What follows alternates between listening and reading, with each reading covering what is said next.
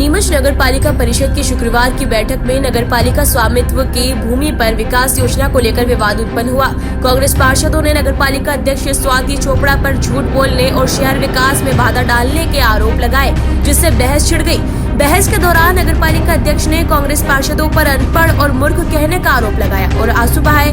भाजपा पार्षदों ने भी कांग्रेस पार्षदों के साथ धक्का मुक्की की। वहीं नगर पालिका अध्यक्ष स्वाति चोपड़ा ने आरोप लगाया कि कांग्रेस पार्षदों ने उन्हें और उनके परिवार को भूमाफिया और झूठा बताया है और वे इस मामले की शिकायत कलेक्टर, विधायक, मुख्यमंत्री और महिला आयोग से करेंगी।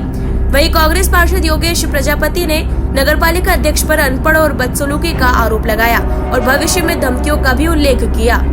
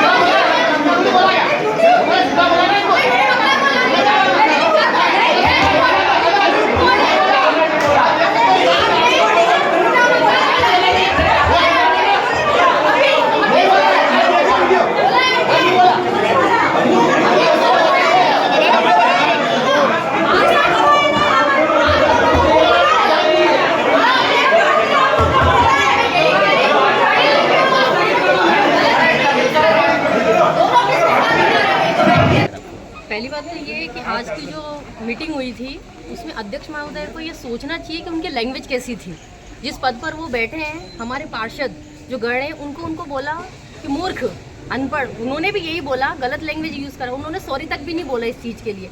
और अगर हम कुछ सवाल पूछते हैं, अगर इस परिषद में बिठाया गया है, मुद्दा यही था कि पास होना है या नहीं होना है, लेकिन वो सुन ही नहीं रहे। नियम पूछ रही हो टीएनसी के, तो नियम ही नहीं बता रहे। उनको पता हो तो बताएंगे ना। और फिर खुद को बोलती कि मैं ग्रेजुएट हूँ, पढ़ी लिखी हूँ। अरे पढ़े लिखे हो, कुछ बताइए। अगर कुछ पूछ रहा है पार्षद, अगर पूछ रहे हैं तो कुछ बताइए ना, उसको खुल के बताइए। नपा देश का कहना है कि आप शहर के विकास से खुश नहीं है, ऐसे लेके कांग्रेस पार्टी को आरोप लगा, इसको लेके क्या कहिए? खुश तो वो खुद ही हैं जो खुद विकास करती है, उनके खुद की जेब भी बढ़ती रहती है। ये पूरी जनता जब जाहिर है कि विकास किस तरह से हो रहा है नीमच का। इतनी नगर पालिका की परिषद हुई है, इतनी नगर पालिकाओं में अध्यक्ष बने हैं, लेकिन इनसे गंदा, मैं बोल रही हूँ साफ, इतना गंदा कोई नहीं होगा अध्यक्ष जो इतना खा रहा है। जनता बिल्कुल अस्त व्यस्त हो रही है। और सफाई की अगर बात करें तो सफाई कुछ भी नहीं हो रही है। इसके दौरान योगेश जी की स्वास्थ्य में भी कुछ जी बिल्कुल उन्होंने इतना भी ध्यान नहीं दिया कि वो हार्ट पेशेंट है। और उन्होंने इतनी उंगली से और इतनी रफली बात की है। और वो फिर वही वाली बात बोल रही हूँ कि पढ़ी लिखी बोल रही हूँ अपने आप को उस पर, और रो कर ड्रामा कर लिया है। सोशल मीडिया पर ये छा जाएगा कि मैं कितना रोई हूँ, मेरे लिए कितना अपशब्द व्यवहार करा। तो ये ऐसे तो मेरे भी साथीगण कर सकते थे, पर ये कि नाटक और ड्रामा करना हमें नहीं। देखो, आज जो मर्यादाएं नगर पालिका अध्यक्ष ने खोई है वो वास्तविकता में निंदनीय है। मेरे द्वारा एक पार्षद बन के दूसरी बार का पार्षद हूँ, मैं विपक्ष का नेता हूँ। मुझे जो है यहाँ पर जनता के लिए सवाल पूछने का अधिकार था, मैं अधिकार के तहत सवाल पूछ रहा था। लेकिन जिस तरह से उन्होंने मेरे साथ बदतमीजी करी और उनके पार्षदों ने झूमा झटकी करी, मेरे सीने में इतना दर्द हो रहा है कि मैं पहले ही हार्ट अटैक का प्रॉब्लम मरीज हूँ। और इसमें अगर कुछ भी होता है तो नगर पालिका अध्यक्ष और उनके भारतीय जनता पार्टी के जो गुंडे पार्षद है जो मेरे साथ हाथापाई कर रहे थे, वो सब जिम्मेदार है। उनको जिम्मेदार माना जाए भविष्य में अगर मेरे साथ कभी भी कुछ हो जाता हो। क्योंकि आज मुझे लग रहा है कि मेरे साथ बहुत बड़ी घटना इन्होंने करी है और मुझे मानसिक रूप से भी दिक्कत है। मैं पूछना चाहता हूँ क्या लोकतंत्र में लोकतंत्र खत्म हो चुका है?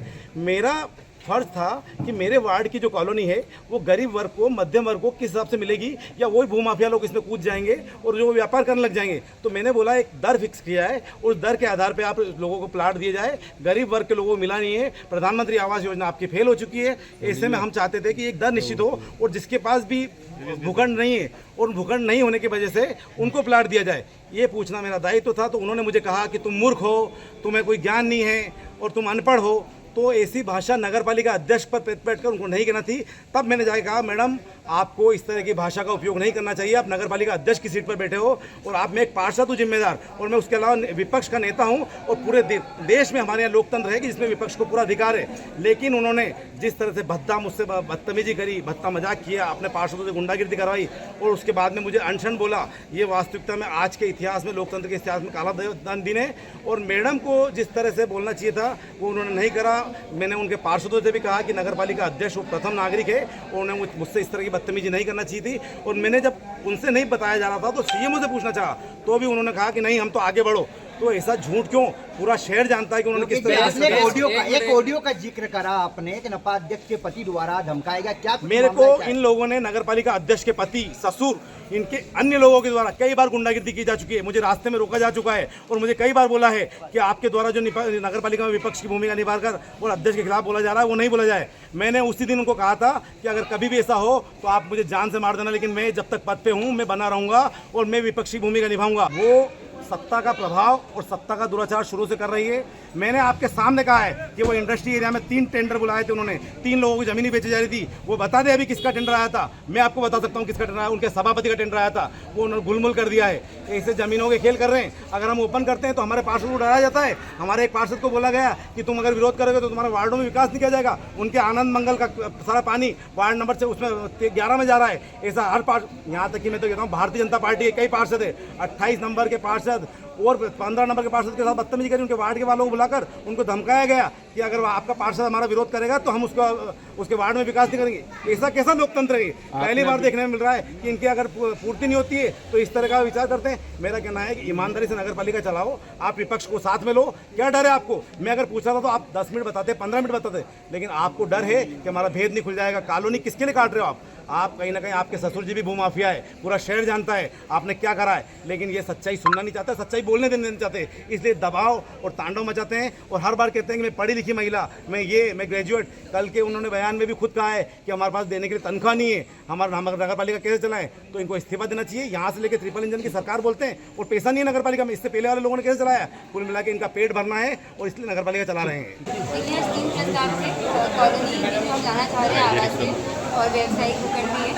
कॉलोनी में जैसा कि हम जानते हैं कि जो भी होगा, हमने बताया था कि नियम अनुसार होगा और उसमें नियम जो रहते हैं, जो भी नगर पालिका अधिनियम है और जो हमारा मध्य प्रदेश शासन के नियम है, उसके अकॉर्डिंग कॉलोनी काटी जाएगी।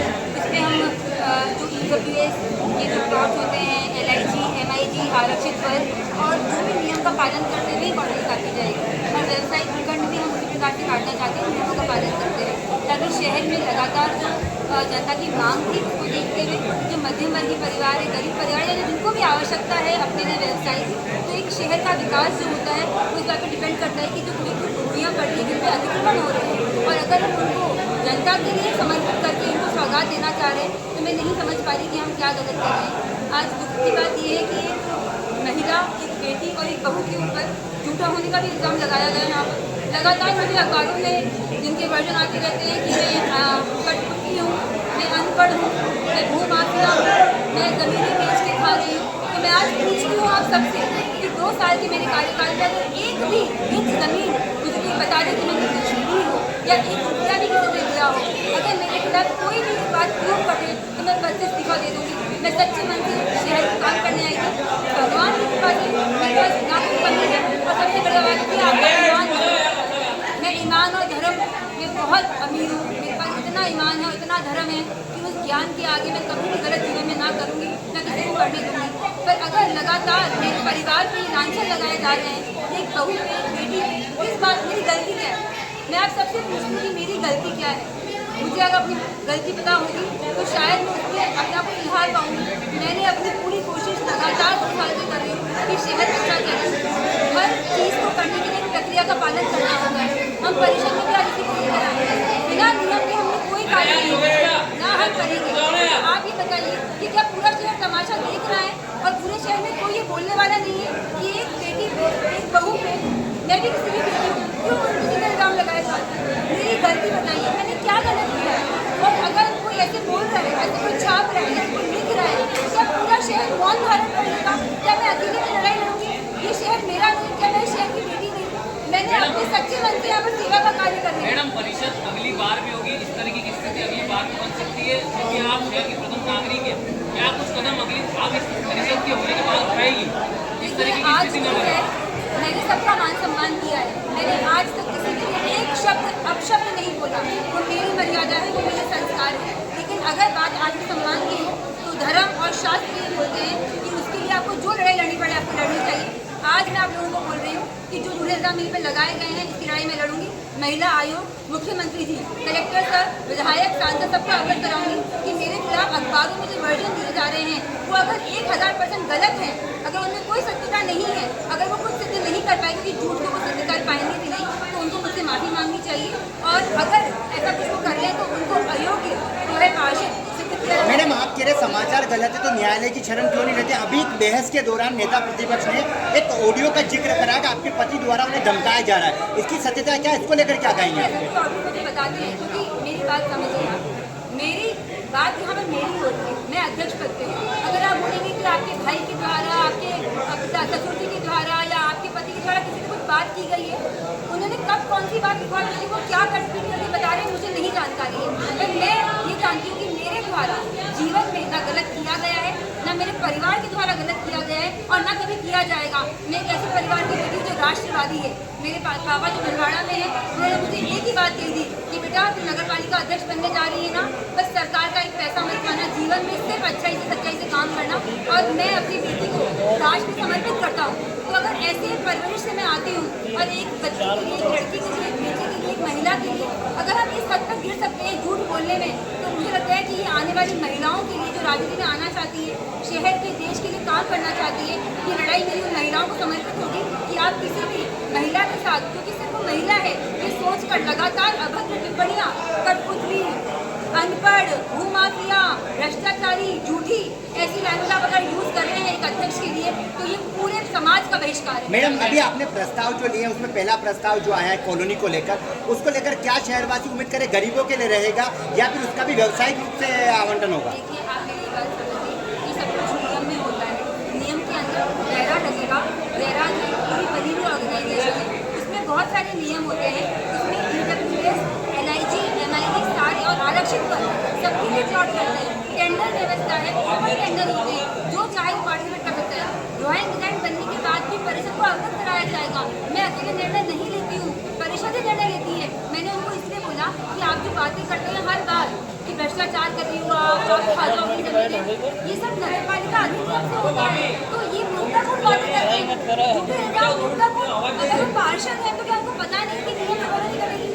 मेरे नियम नहीं चलेंगे, नगर पालिका अधिनियम मध्य प्रदेश शासन के नियम से पता नहीं करेगी। वो ऐसी बातें करके परिषद को गुमराह करते हैं, जनता को गुमराह करते हैं। तो इतनी जानकारी क्या एक पार्षद को नहीं होनी चाहिए कि कौन से नियमों की क्या कॉलोनी कटने वाली है? साफ सफाई और शहर के कई मुद्दे उठे हैं अभी बैठक के अंदर, साफ सफाई, पट्टानामा को लेकर आपके भाजपा के पार्षद ये आरोप लगा रहे हैं कि परिषद में लोग परेशान हैं। आपको लगता नहीं बेहतर नेतृत्व नहीं हो पा रहा है, नगर पालिका के अधिकारियों पर आप लगाम नहीं लगा पा रहे? देखिए मैं अब लगातार हमारी कोशिश रहती है सफाई अच्छी है।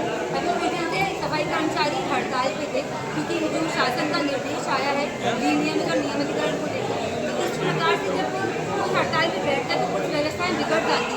हम पूरी कोशिश करेंगे, पूरी कोशिश करके उनको आज ऑफिस में काम पे लौटे तो व्यवस्था ऑफिस में सुचारू चलेगी।